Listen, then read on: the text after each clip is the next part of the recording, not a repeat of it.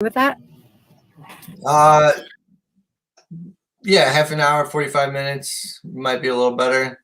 We got you. No problem. That's fine. Yeah, I've got practice tonight.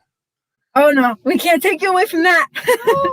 Okay, let me just share this real quick, everyone. We are live here on Hamilton Radio, stream HR2. We're now HR1. We are live here. I have my co-host Rosie with me. I finally made it. We're really excited to have our guest tonight who's actually on video with us. Thank you so much, Greg. We really appreciate it more than anything. And your time tonight, because we know you are our father, so that takes a lot of responsibility out of you. It's an honor to be here. Yes.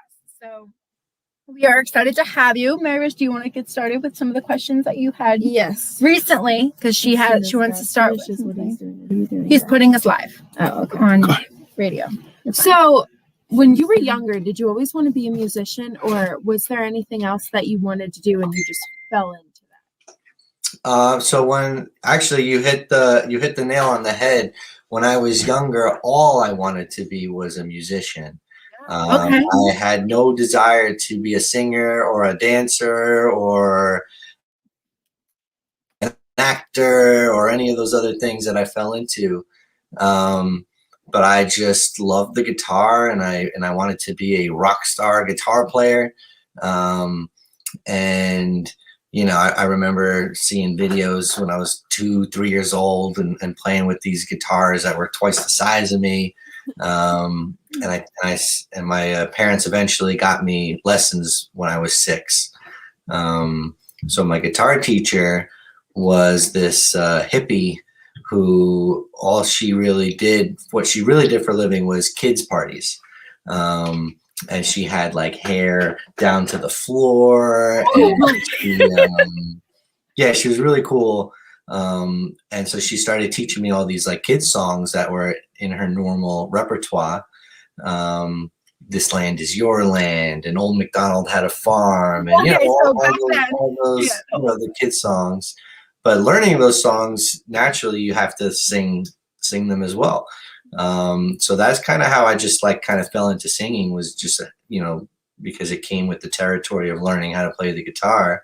And because I was so passionate about it, I practiced a lot and I picked it up really quick. And I think by the time I was like 7, she was able to tell that I was pretty charismatic and I was always just a ham and loved attention. So she asked me to start joining her for her kids' parties. So we made a little group called Bright Eyes.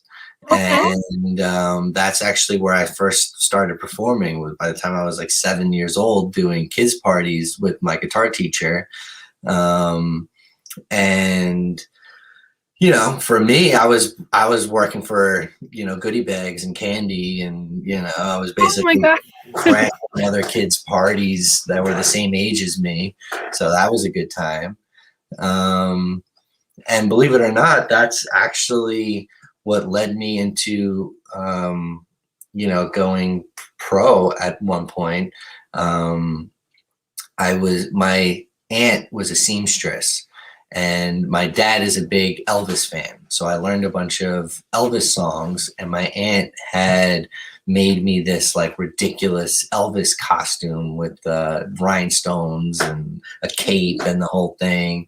So that became part of our act, where I would come out dressed up as like a mini 7-year-old Elvis with a guitar. That's adorable. I love that. And I would just, rock and do the leg thing and the lip thing.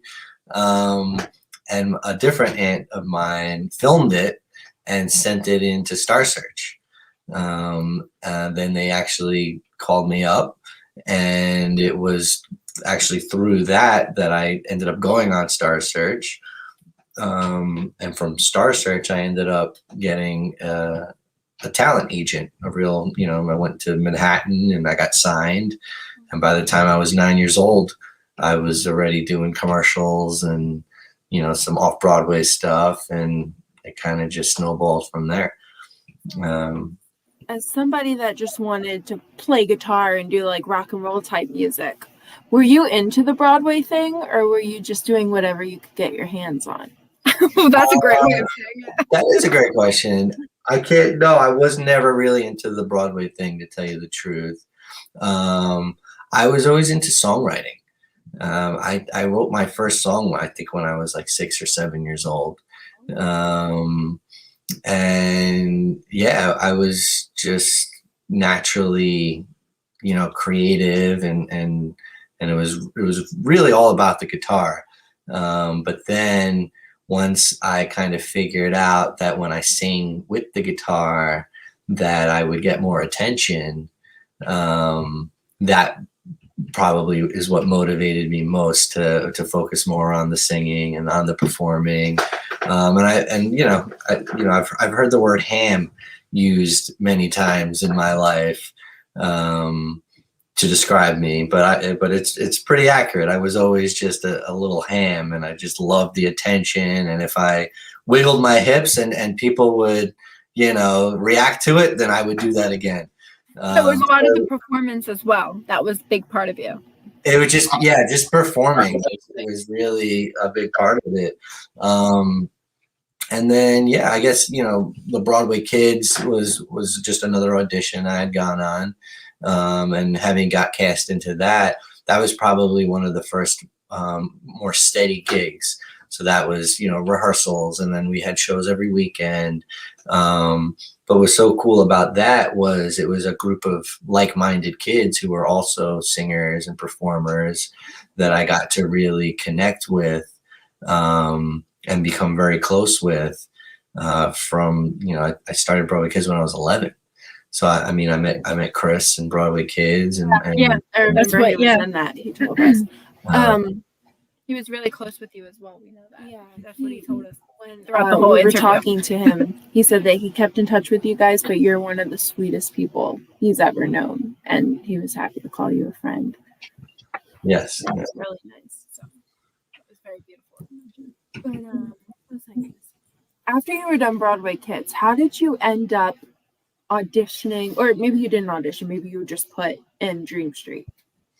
So the producer who came up with the idea for Dream Street lived in the same building as Chris. Oh, okay. Okay. And there was another kid who also lived in that building named Jordan. And Chris and Jordan were these two Broadway kids, and they were running around the hallways, singing in the elevators. And Brian, who lived in the same building, saw these two little kids running around and singing, and he knew that they were involved in Broadway. I think they may have even been like writing their own Broadway play or whatever they were doing. Yeah, and it gave him the idea of, hey, there might be something there, and he came up with the concept of creating a Broadway show where you had these 5 young kids, and they were making a band, and they wanted to get signed and get on the radio. And originally Dream Street was supposed to be a Broadway show. It wasn't really supposed to be a boy band. It was supposed to be, there was a script, and there was a little model set. And so he came up with this idea that was honestly probably inspired by Chris and Jordan. He spoke to them about it.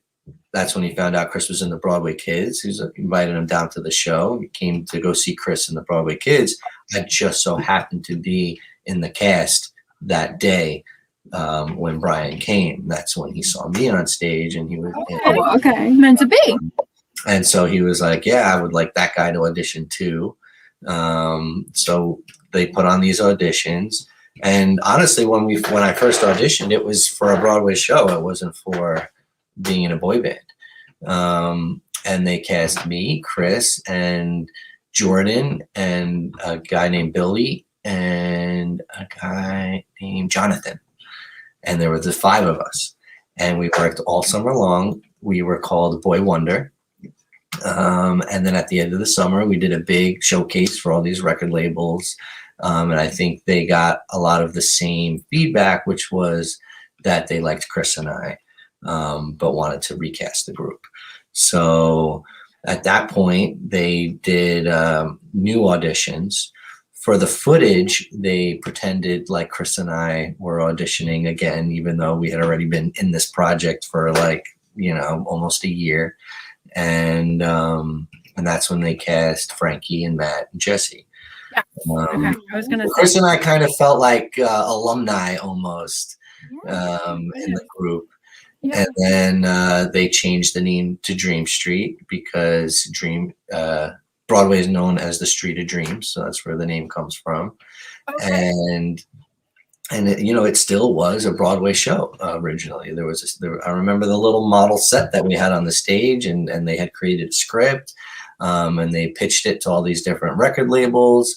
And this was actually around the time that reality TV was becoming a thing. I think like Jersey Shore probably was like the biggest thing that was out.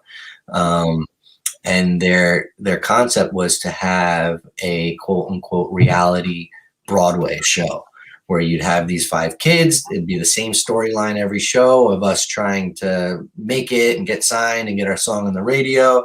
And then the reality portion of it would be when you're driving home from watching this storyline and watching this show and you turn the radio on, boom, the song would actually be on the radio, right? Okay. Not really reality, but the take on it. And then we got picked up by Radio Disney, and getting the song on the radio panned out. And once that hit and the popularity kind of skyrocketed pretty quickly, the whole Broadway show concept wasn't really able to keep up with the demand for the regular boy band.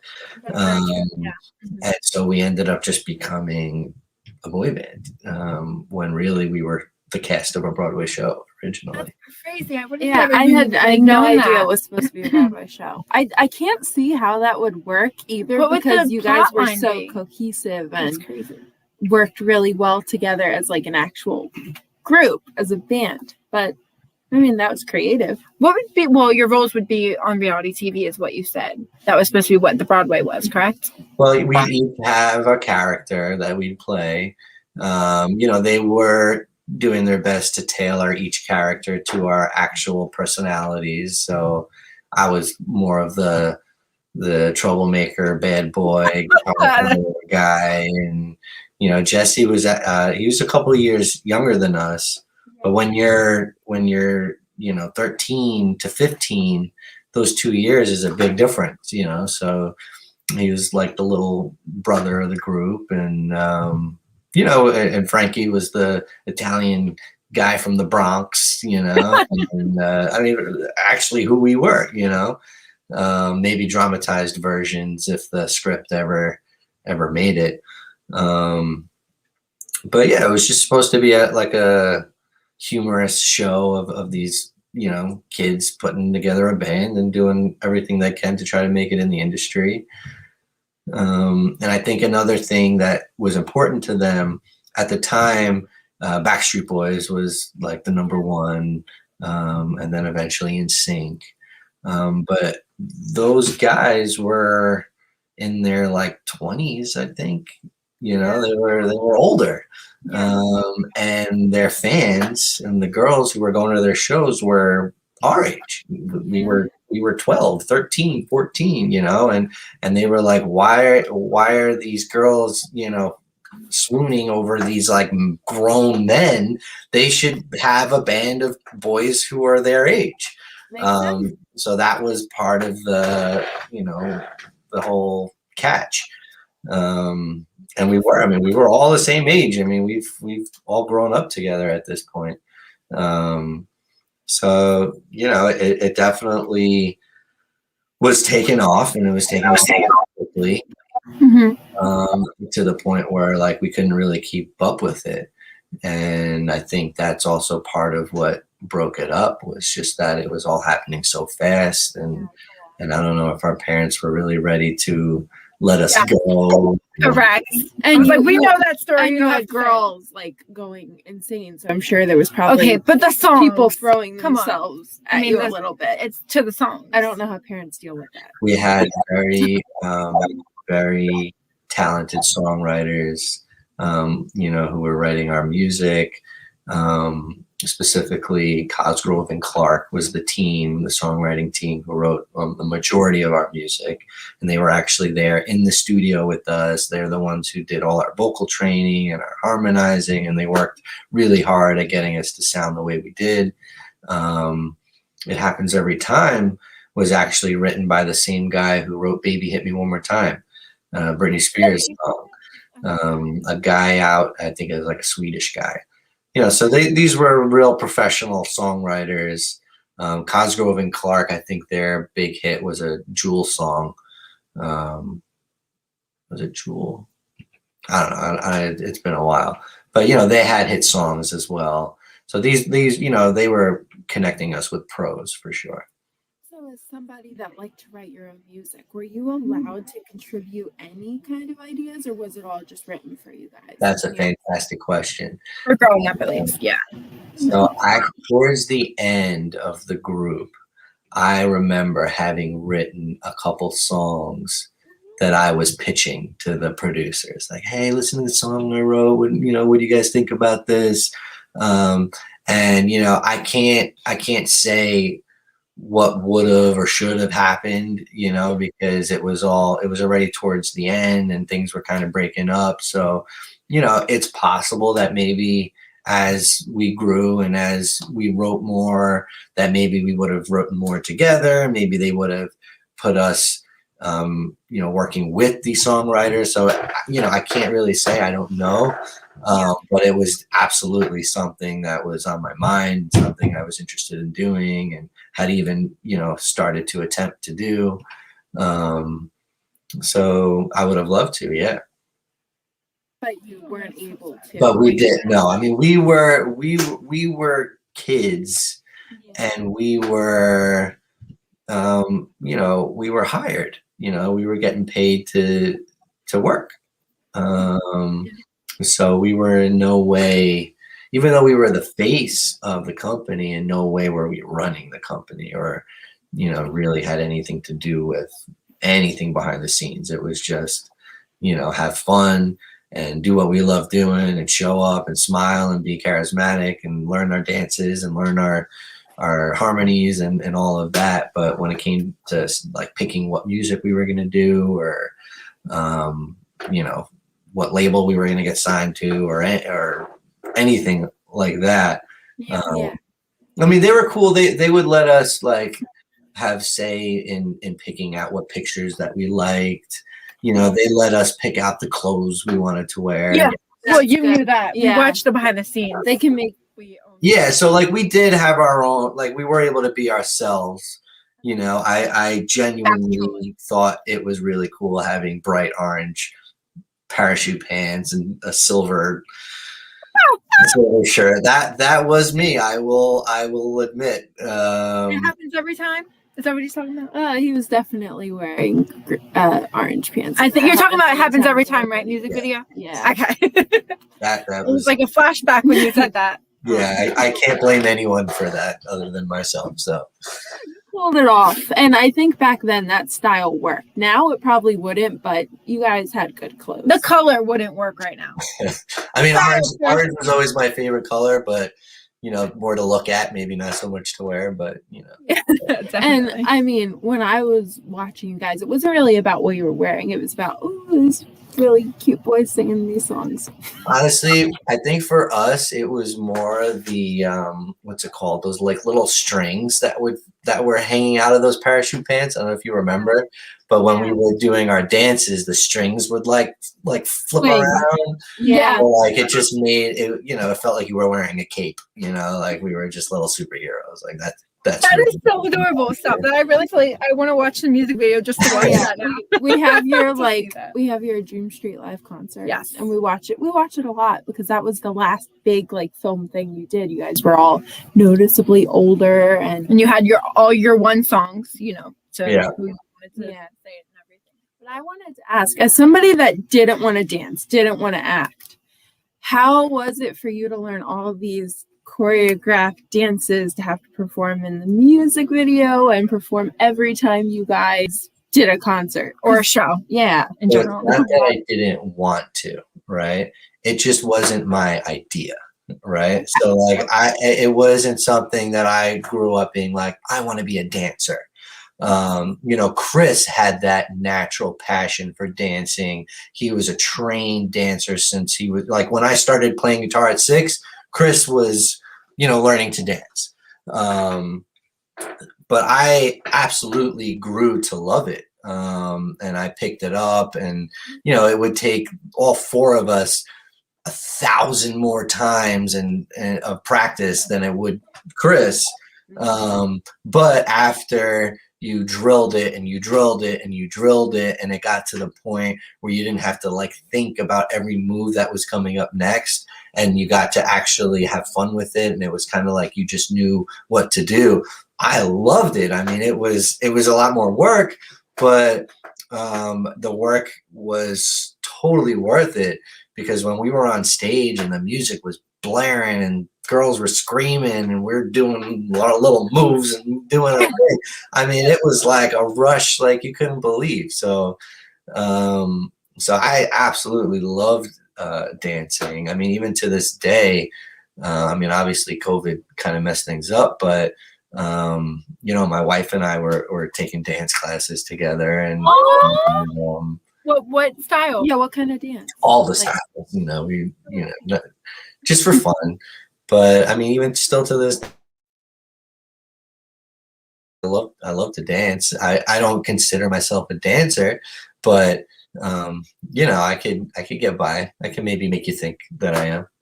Yeah, well, you were really great. I mean, you and Chris stood out to me as the ones that like had the best rhythm, but you were all pretty cohesive. You couldn't tell anybody was slow with that. No, and I was gonna say, I'm sure that you guys all helped each other out too. Like if you were, some dances or some moves that you couldn't get down, Chris helped you, or vice versa. I mean, so our choreographer Claudia was truly a whiz. She took. Yes, she was in the behind the scenes one too. Yeah, she took four kids with 2 left feet and made us dancers. But in all honesty, it wasn't just her. It was her and Chris. They were like the team that when it came time for us to learn, it was the 2 of them up front, and then 2 of us behind one, 2 of us behind the other, and just watching them and learning. Yeah. Greg, do you remember any of the moves for any of the dances? I do. Like, do you teach your wife? Do you teach your kids? Like, I don't know. I don't hold Dream Street choreography classes. But we build so many of those moves that I will die with them ingrained in my brain. Not like every move, but like probably a large amount. Yes. Like the spinning one, especially that it happens every time. You can never forget that. Yeah, that's easy. Yeah. But one of our first songs that we learned and choreographed was actually "Let's Get Funky Tonight," and we rehearsed that song more times than you could imagine. So like I could probably do that whole dance, almost that whole dance. That one is fast. When I got a little older, I was like, oh, this one's Innuendo City. That makes like a young girl getting older happy hearing things like that. There were a lot of things like, looking back, it's like, what does that like? Yeah, listening to the lyrics for a lot of the songs, it's like, what does this mean? But I don't want to ruin it for myself. No, the only one I would say was like mature for you guys was "Let's Get Funky Tonight," because that totally sounds like something. I mean, what happens every time? Oh, I thought that was you hear it. Somebody tell me, because I didn't write the song, so I don't know. I can tell No, see, a lot of people have said that one's about what happens when a guy gets happy, but in the song you say, "I hear a silly love song in my heart," so that's what I thought happened every time. Yeah, my entire life. You're probably right. Or Sugar Rush. You go through them, and there's just that one's sweet. Things in between. It's just things in between the songs. But I had something I always wanted to ask you. When I would watch you guys perform, I noticed that you always did this thing with your shirt. I remember I mentioned this to you last time. Didn't I say she was going to mention it? I was like, it's only going to take a few seconds into this before Greg does that thing where he shows his shoulder and everybody screams. And I want to know if you started that or if it's just something that randomly happened and then you went with it. and like always wore shirts. It goes right back to what I was mentioning earlier about if I did something and it got me attention, I would just do it again. I figured it was a hand thing. That definitely was me. That is not something that I think the producers legally could request of me to do. But yes, that became a part of my shtick. And that was pretty clear and well known. So yes, there actually was eventually, after I kind of established that on my own as being a thing, for Feel the Rain, they actually went and made me my own Dream Street button down shirt for that song, and it was choreographed into that dance. I'm trying to remember my part, but whatever it was, I come out and it was actually choreographed. It was like the move. And then I would swing the shirt around and make everybody scream, and somebody had to do that in the band. I mean, the whole band did, of course. So did you pick out button-down shirts, or did they just say, okay, we're going to give you all button-down shirts? Well, so once that became part of the choreography to that song, then they had to order boxes and boxes of them. And every show I would have to go put that shirt on right before and then throw it out there. But I was super into the tank tops. For whatever reason, I just loved them. And so it worked with what I was doing. So. No explanation. I couldn't tell you. I loved it though. It made me really woo. No, it's just really exciting because I'm obviously not really a late bloomer. I was born in 1997, so my sister got more of the option to get to know you guys than I did. But then I, grew up with music and everything. So but I definitely want to bring back a little bit of the conversation because we know that you're a solo artist and sometimes you do write music, or you're still writing music, correct? Yeah. I'm actually I'm writing with a good friend of mine, and we meet every week. We write sometimes 2-3 songs a night. We have probably over 100 songs in our catalog. It's mostly more for publishing these days and shopping it to other artists. And maybe if somebody wants to pick it up and can tour the music. But it's been a lot of fun. It's been a really cool experience. We released. You writing for yourself as well? Yeah. Would you still want to? Yeah, I was confused when you said that. That's a very good question. So I've done a lot of different genres and styles of music throughout the years, just because you grow up and you change as a person. So naturally you also change as an artist, right? My wife might come walking in. I'm pretty sure she doesn't know I'm in an interview, but it's okay. Oh, that's fine. No problem. I would love to say hi to her. Yes. What was I saying? So yes, it was obviously pop music, pop rock music. There's one point where I was on borderline heavy metal. Oh my God, I want to hear it. We had our dance pop music, and then my wife and 3 or 4 of my best friends are all these huge country fans. Yeah, I never was, but they kind of just hi. I got an interview thing. Want to come say hi? Greg's wife. Hi, Greg's wife. I forget her name. She's kind of shy, so that's okay. It's okay. We say hi. You're beautiful. I've seen pictures of you. She's whispering from the side. No, it's okay. So yes, the styles have changed, but as I got older and all this country music kept getting played around me, I started to appreciate it more. And as a songwriter, it's hard not to, because there's really some incredible storytelling that you'll hear in country music. And so it did become a goal of mine that, I was like, when I get into my 30s, I'm going to do a country pop album for my wife. Okay. But I'm excited for this. So that became a thing. And then this guy randomly hit me up on, I think it was like band, I don't know, some musician.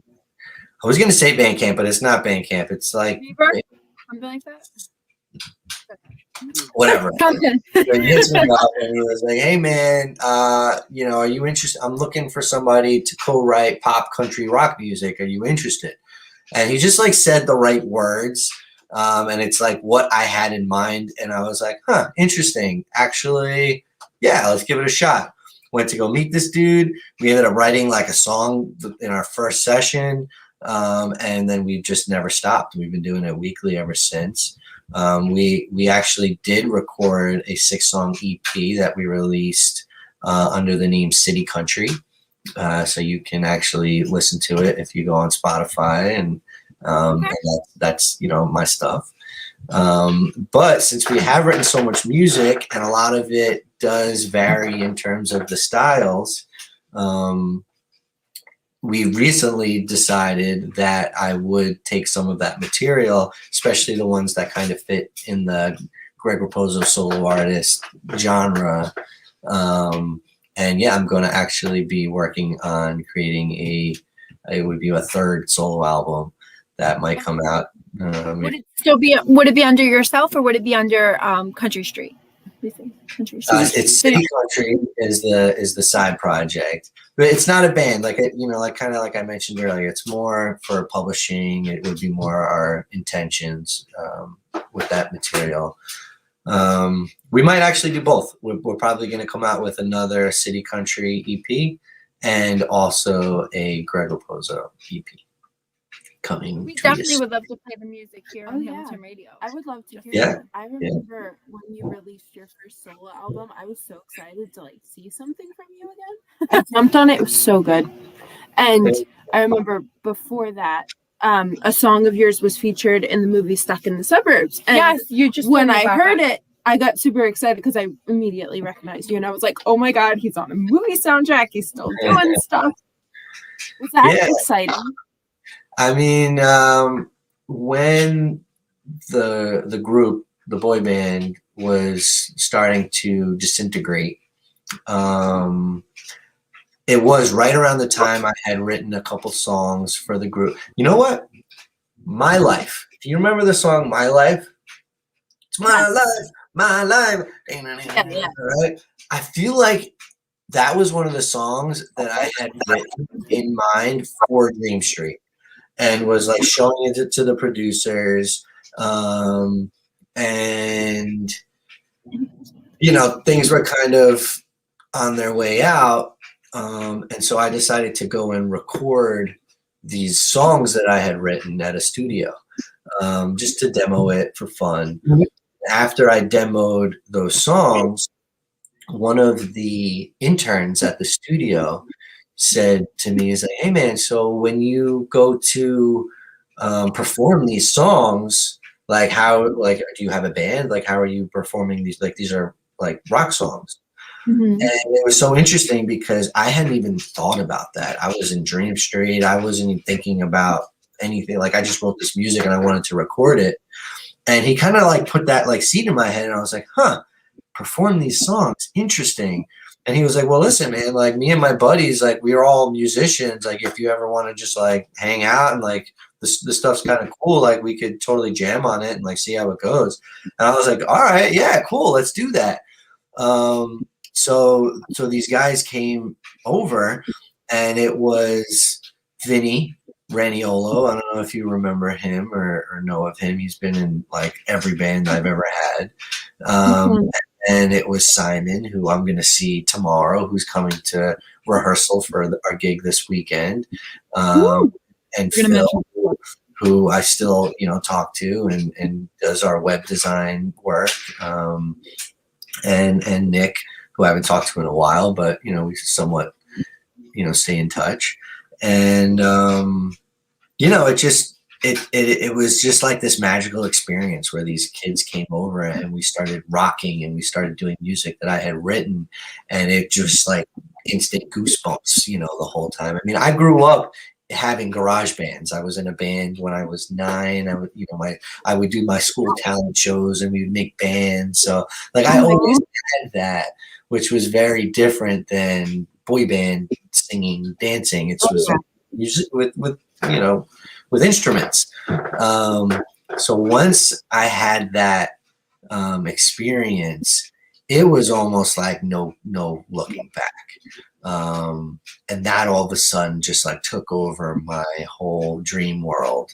And at that point, I was like ready to move on from Dream Street. If anything, I always thought, because it wasn't really ever my dream to be in a boy band, that it was like the perfect stepping stone for me to have my solo career and to actually do my own music that meant something to me, and to play my guitar and stuff like that. So yeah, I mean, I remember at that time thinking like, oh, this is perfect because I've gotten all these connections now. I've created, a fan base, and I have all this going for me, but we didn't make it to Backstreet Boys or NSYNC level where I'm going to be known as the guy from Dream Street for the rest of my life, even though maybe that might be the case, which I'm totally okay with. And we know you for a good reason. That's why.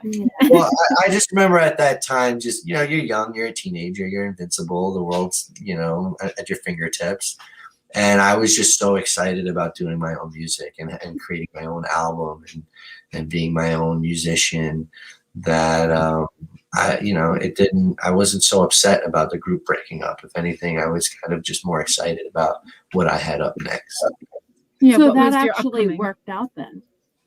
It did. I mean, technically, yes, it absolutely, for who I am and who I've always wanted to be, I got to experience that. I got to, to ride around the country and even go to other countries with some of my best friends and playing music that I've written on napkins and on, my bed stand and, it is different. It's like working for a business versus, owning your own business. It's very, very different. I think the movie chose a really good song from your album too, because "Take Me Back Home" is still one of my favorites. It's so good. Thank you. Our friend Abby has a question for you. She wants to know can you read it? Can you see it? Yes, and the answer is yes. Yes, absolutely. I knew. How did you know that? Well, after it was so obvious. I mean, if you know his voice, then you can hear it. We know his voice, but I feel like when we got to see a little bit in his performance, the clues helped. Correct, but the performance when it zoomed into like the turtle, you could see his eyes. No, you cheated. I knew it. No, none of. I mean, we also. So my mom and Jesse's mom are still pretty tight. Okay. So we kind of had, So you knew before. I had an idea. But yeah, I was, I've been singing with the kid for, since I was probably 12 or 13. So, he can sing a sentence and I'll know it's him. Well, I want to give you this chance to promote your event. I know you have one coming up Saturday. You said it's your gig. Yes. So every year, a birthday show. Exactly. Since I was 18, I started doing these birthday concerts.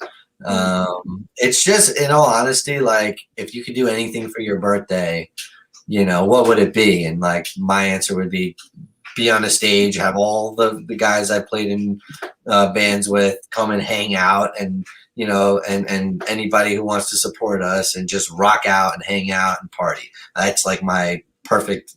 We're in a pandemic. Right. So I've been doing it annually. Obviously, I'm pretty busy these days with the family and all the businesses that I'm taking care of.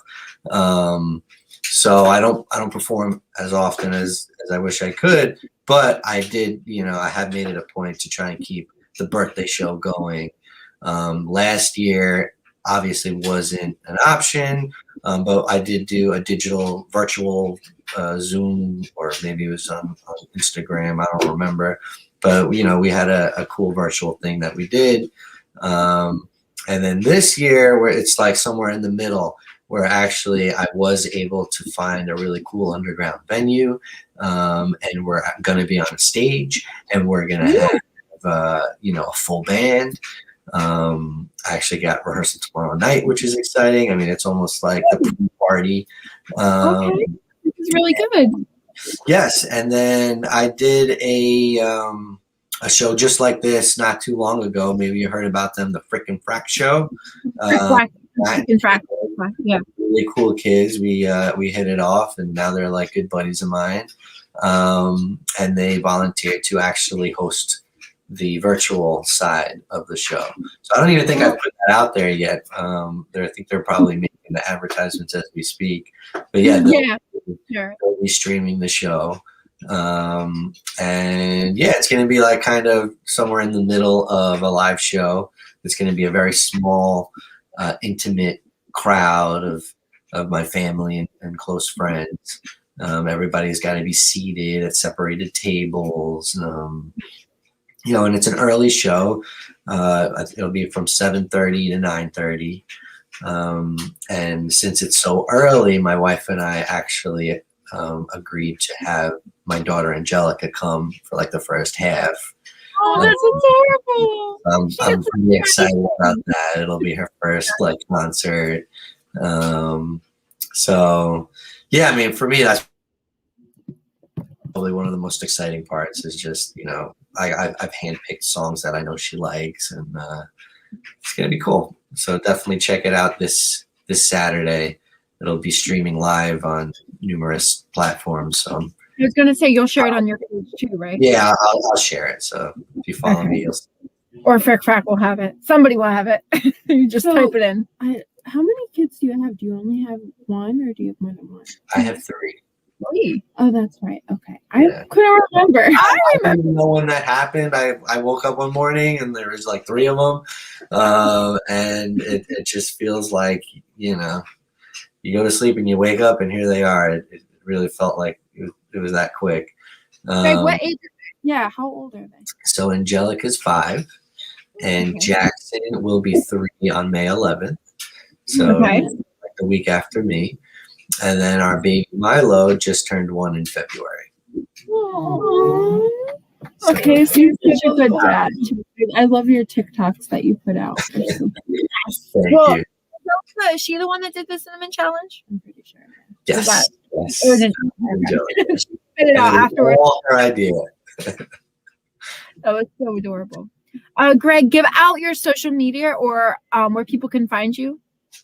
I mean, it's just my name, Greg Raposo, or possibly Greg Raposo Music. I don't even really know. But if you type my name in, you'll find me. I'm out there. He's out there. But seriously, I definitely want to reach out to you when you have new music coming out. We can get it to play here on Hamilton Radio. Oh, yeah. And we can interview you while playing it as well. Yeah, we can having it. Here's the song. So you can check out City Country on Spotify and probably other places too. And then a part of the show that we'll be doing this Saturday, after I play my covers for Angelica and she heads home, is going to be going through some of the new material that I plan to record for this new album. So you'll get a sneak peek at some of the brand new stuff that I've never played anywhere before. And yeah, it's almost kind of like it's going to be super informal and just chill. I'm going to have lots of different members there, band members there. So like we'll probably switch drummers and we'll switch guitar players, and hey, who wants to come play this next song? Yeah, it's just about having fun. I mean, in all honesty, the guys don't even know the material. We have a 1-2 hour practice tomorrow night in the city. I don't even know who's going to come or not. So for the show might even be the first time even playing this music as a band. So it's not going to be, polished at all, but it surely will be a good time. And it sounds so exciting though. And I think people will just be happy to see you, honestly. Especially it's going to be kind of almost like a listening party. Where I get to show, my family and my friends and anybody who tunes in, what we've been up to. I love that. And you're still in New York, correct? Queens, New York, baby. Yes, you're in New York. We're in New Jersey. All right. Come to New Jersey for the studio, or vice versa. Yeah, we can come to you. Incredible to meet you. Cool. But it's definitely amazing. Did you have anything else you wanted to close out the show with? Because he's going to get ready to do band practice and close out the show. So I wanted to know if you were ever going to show obviously Angelica would be first. Has she ever seen you in your Dream Street days, or has she heard the music, or when she gets So 100%. But believe it or not, Jackson, my almost 3-year-old, he's the one who loves Dream Street. Oh man. I mean, to the point where it's no, we're not listening to Dream Street again. Please, anything but Dream Street. And if you don't believe me, you brought up my TikTok. There's a couple TikToks of him, rocking out to Dream Street and crying when I won't play it again. And it's really funny, but that is genuinely his passion. He loves it. What if he wants you to slowly and surely get him Dream Street merch? Do you still have that? I don't know. You can give to him. I actually know it's funny you brought that up because somebody asked me recently if I could send them Dream Street merch. And so I went to see what I have and dug through boxes in the attic. And I really don't have much at all. I wouldn't be surprised if my mom has a bunch of stuff hidden away, but me personally, I don't really have much. I found a full set of the old Dream Street magazines. I wanted one of those. I missed it. And I had a double of one. So I ended up sending that copy, the second copy I had, to the person out in the Philippines. But that was all I have, so I literally couldn't do it again. Don't make him do it again. Oh my gosh, I love that. That's amazing. But if your son is obsessed with Dream Street, I was maybe he's gonna ask for a shirt or something with you on it. That's adorable. I'd have to probably just make one because I don't even have any of the original stuff anymore. Maybe my mom does. I'd have to, go through her storage or something. But so I feel Jackson's going to be a pretty probably big flirt when he gets older, just like his father. He's showing a lot of interest in the guitar and in strumming and singing and rocking out. My mom is always saying that's what you were like. That's exactly what you were like. So he's not even 3 yet. So it's up to him if he wants to do it. When he gets older. Yeah. Obviously, I'm always down to support whatever they want to do. So we'll see. Thank you so much for being here tonight. We really thank you guys so much for having me. It's a pleasure. It's just exciting getting to know you better, talking to you versus what's going on right now in the world, even though it is video chat. Yeah. But it's a safer way for all of us and for you and your family as well. And can I just say, if 8-year-old me knew that one day she'd be talking to one of her biggest crushes, she probably would have don't believe me. I'm so happy right now. But real quick, Greg, I want to know if I can get a radio promo tag from you. Of course. Okay, so you're gonna say your name. You can say you were in the band Dream Street. You're gonna say you're listening to the DJ Dani show. Cool. And then the second one would be you're listening to Hamilton Radio. Cool. Ready? Hey, this is Greg Raposo from Dream Street, and you're listening to the DJ Dani Show. Good? Okay. Take 2. Hey, this is Greg Raposo from Dream Street, and you're listening to Hamilton Radio. Perfect. That was amazing. Thank you. Whoa. Real quick, my parents are here. Do you guys want to meet him real quick before we go? Yes. Okay. Hello. We're switching spots. Hi, we're over here. I have to switch seats. We're here. Hello. Hi, nice to meet you guys. Hi. How you doing? Very good. We're enjoying your talk here and really enjoying what you're saying. So Yeah, Mom bought me so much Stream Street stuff back in the day. She purchased all in Jersey. What'd you say? I said, how are things out there in Jersey? Oh, how's Jersey? not really great. Our governor's not my favorite. Yeah, horrible governor. At least the weather's warming up for all of us now. Oh yes, Stay positive. definitely. That's it. And hopefully life will get better. Yeah. That's all. Absolutely. Thanks, I Greg. have no doubt about it. Thank you so much, Greg. We really appreciate it. Yeah, I'll talk to you guys again soon. You will. I We'll would definitely love stay that. in touch with you. Okay, relax. I'm just saying, this has definitely made my life. I can't help it. I'm just so happy right now. Thank you so much, We're Greg. Have a good we're friends now. Thank you. We will stay in touch. Have a good rest of your writing. No, he's writing with his friend. You're writing with your show. I'm going to actually be going through my set list and practicing all the songs for this weekend. So Okay. Sounds awesome. Well, that's still really exciting. I'm excited to tune in or share it if I can't tune in. So cool. I'll talk to you guys. Thank you. I just want to say you're really handsome. Thank you very much. Mary Rose, he's a father. Let him. I'm just Okay. saying, you All sound right. so good. Thank you so much, Greg. Have a great one. Have a good night, guys.